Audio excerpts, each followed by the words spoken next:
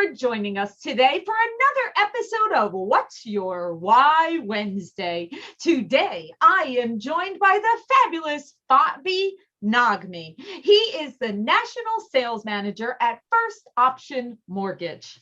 All right, Fobby. Hey. We're diving in here, all right? We're getting deep. Okay. How you doing, Laura? I'm doing very well. You're scaring me with that look. I know, it's like I'm like an evil scientist over I know, here, right? What's going on here? What did I just sign up for? All right. So, Fobby, we mostly all came into the mortgage industry by accident, but we stayed in the industry because it's tied to our personal and professional why. So at this time, I would love to ask you, what is your why? That's a good question, Laura, and way to kick off the interview. Right to the heart. Right to the heart, right? You know, I got to be honest with you. I think the why is always changing. I agree with that. Yes. I don't think you can have the same why after what? I'm coming up on 29 years in the business, right? January 3rd will be 29 years for me. So yeah, the why has changed a lot. Obviously, look, January 3rd, 1994, when I got in the business, my wife and I were expecting our first kid. And so there was my why, right? I had to support, right? My wife was a stay-at-home mother, so I had to support. I had to be the breadwinner.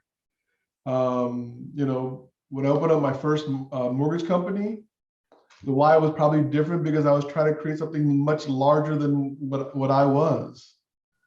You know, and I wanted to go beyond my own limitations as a salesperson and to see if I could really scale what I had learned as a loan officer and bring it into a company setting, and to see if that could really work.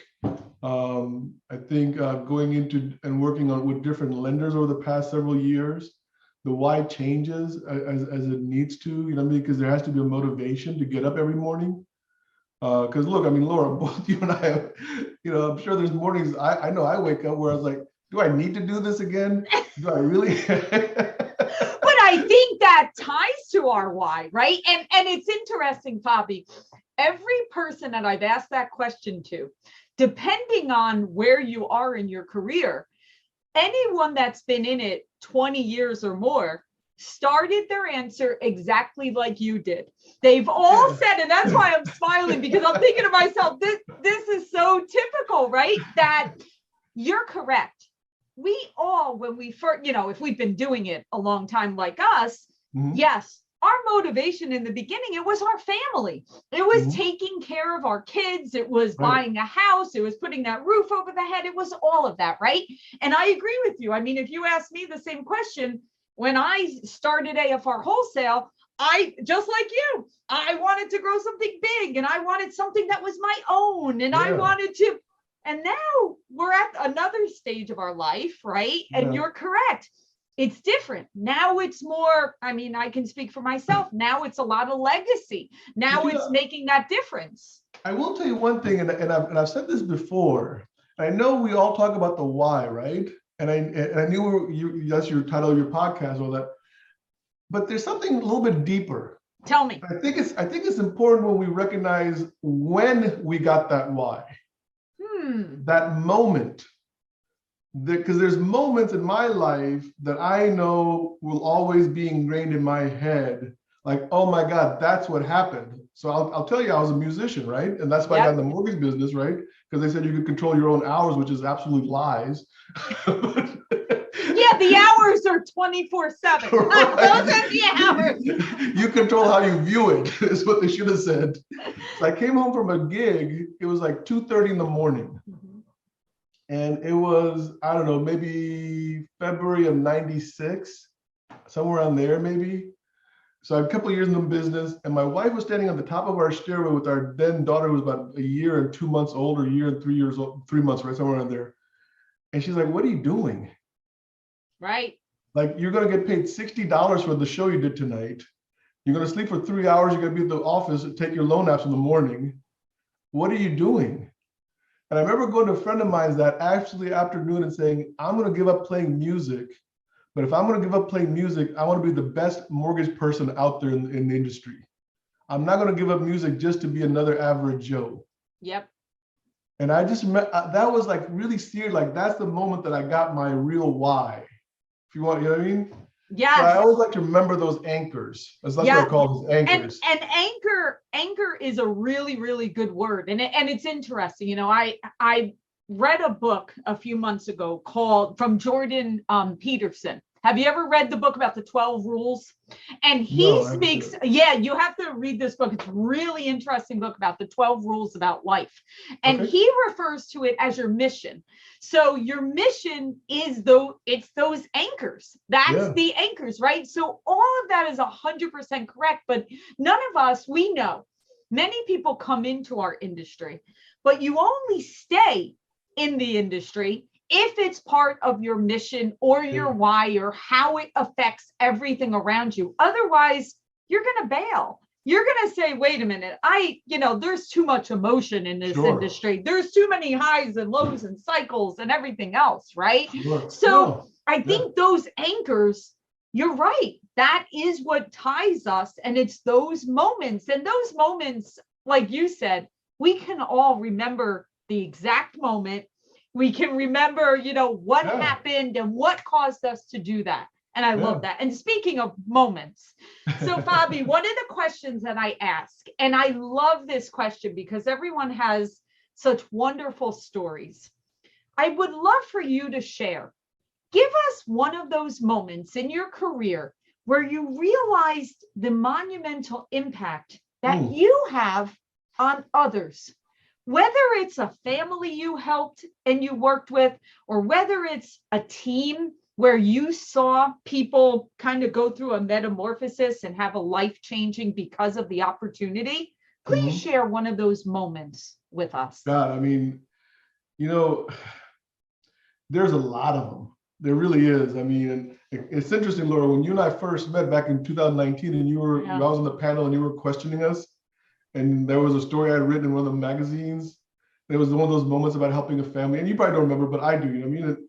So there are so many different moments. And I'm trying to think like what really changed. Like, I think it was right after that moment of when with my wife. Yeah. Shortly thereafter, because there was, I think 96 was probably a very mind-opening year for me. Okay. I definitely could say that 96 probably grounded me into the mortgage industry. Like, I'm going to stay. Yeah. You know what I mean? And there was a family that I was helping. And if you remember, I don't know, you were probably around those days. Yeah. People would come in and bring their conditions to you. Oh, right? Yeah. And they were under the copy machine and whatever, right? And so this parent had brought in, they had their kid with them. And these were the final conditions. They were trying to close. And I was running to the copy machine. It was like close to the end of the month, Laura, so there's craziness going on. And I got back and I was like, okay, you're ready to go. We'll get you this thing signed off tomorrow morning and hopefully I get you to close the next day. And the little kid freezes me and says, Mr. Naghmi, does this mean I get my own bedroom? Oh. For me, I can still, and I'm sure the kid's like 30 something by now. Right? Yes, that kid now has 4 children of his own. But that froze me. It literally froze me. And I kept thinking about it for the rest of the night. To this kid, it's not about the numbers that I'm trying to achieve. It's not about that I'm going to get the loan cleared to close or that his father's going to be a homeowner. He gets to have his own room and not share with whatever sibling he may have been sharing a bedroom with. He's going to have his own room.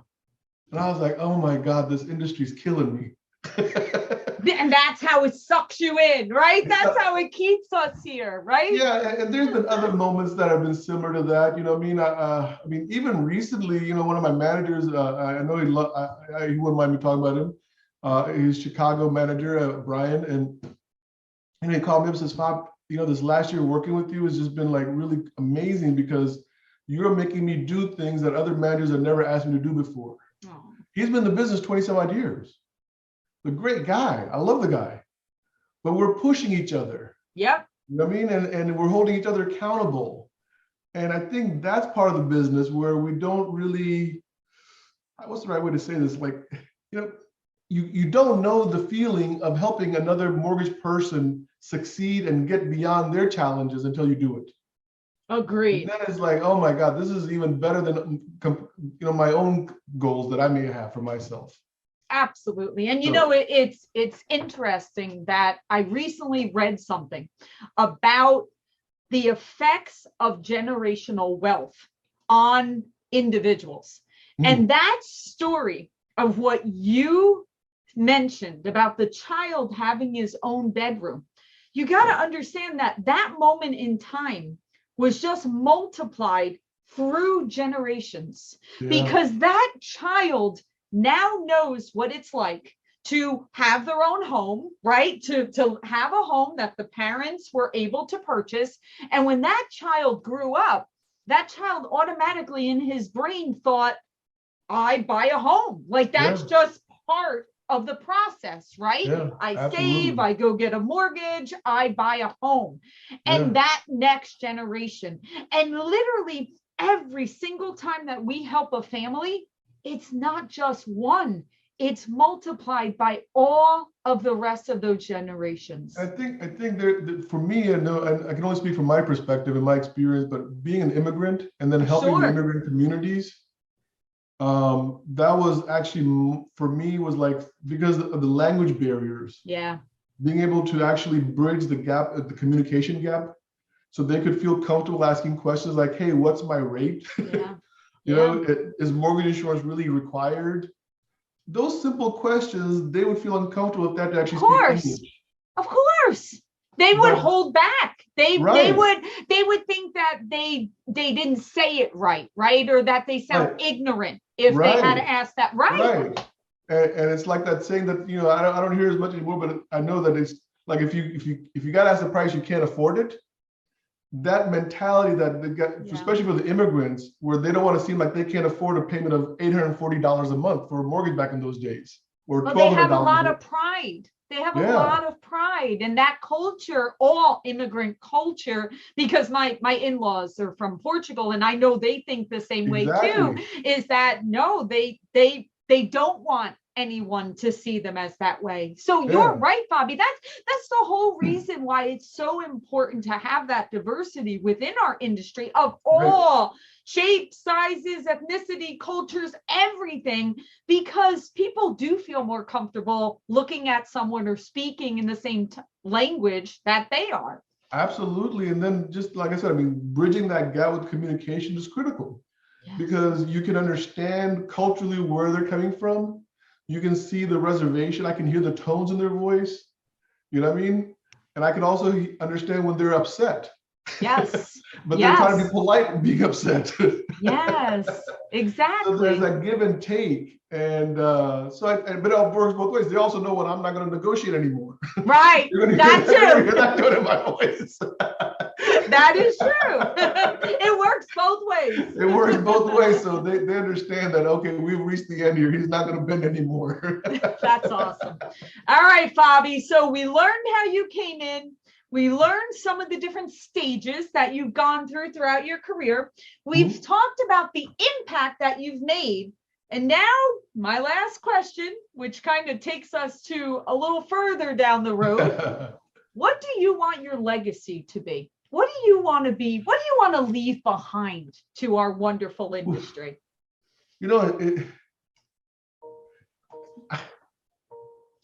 I don't know if I could define that, honestly. I don't know if I could really say, hey, Laura, this is what I'm thinking, A, B, and C. Like, it's not like my 2022 goal, right? That just means you haven't thought about it yet, Fobby. No, actually I did. Okay. In the book, Falling Forward, I actually talked about that. And it's interesting because I think somewhere in your book or somewhere I read about you, you had the same 2018 was a year. It was. And I read that in your book. I was like, man, what was going on in 18 that we were all like, we were like thinking about something future down the road, like, hey, when I leave, when I walk away, what do I leave behind? Correct. I hope that the first word that comes to my mind is laughter. I hope that people just know that no matter what I did, I try to make it fun. I try to have laughters. throughout my entire career. And I love that. You know what I don't mean? hear that enough, Fobby.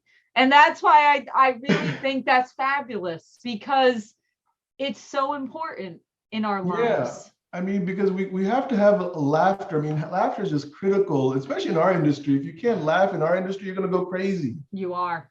You know, and I think, you know, laughter is definitely one of them. I think from what I'm hearing that people talk about me is that I try to support people, you know, that I don't try to just bring people on board and just expect them to do something that I'm not going to go shoulder to shoulder with them on. You know, obviously, look, writing books, Laura, as you know, is becoming part of our legacy. Yes. You know, I mean, you've got books. I've got my first one out. I'm working on my second one now. I think that becomes part of our legacy on Agree. how the, you know, will be looked at.